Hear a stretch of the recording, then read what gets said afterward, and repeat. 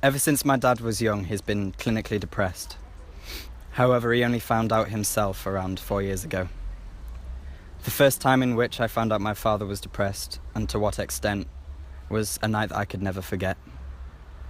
I was going into the kitchen for a drink to put by the side of my bed, but as I got to the entrance to the kitchen, I heard something and I froze. I decided to enter the kitchen and turn the light on. "Turn it off!" I heard my dad shout as I saw him laying propped up against the cupboard in the kitchen. I noticed he held a knife in his hands. I quickly turned the light off and he began to sob again.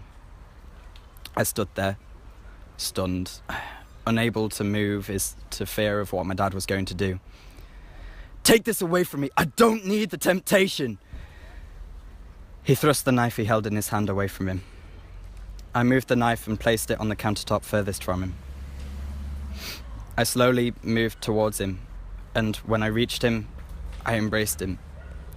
And for the next 3 or 4 hours, it was just embracing, crying, support and conversations that I feel are too personal for me to add into this story. I was up from roughly 12 till 4 that morning with my dad. And although I would rather have been anywhere else than seeing him in this state, there was no way in hell I was going to leave him alone. Just because people seem happy doesn't mean that they always are. My father always seemed full of joy, full of enthusiasm.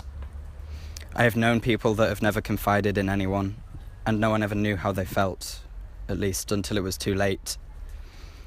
My dad has always told me that it's a horrible feeling. It feels as though there is no point in life, no alternative. No matter what is happening, good or bad, you feel as though there is nothing left. He's now past this stage in life, although he reflects on it every now and then. But he says that he couldn't have kept going if it wasn't for my support. If you feel that you are struggling with any mental health issues, please talk to someone. Anyone that you can trust. There are doctors, friends, family, anyone. Thank you for listening to my story.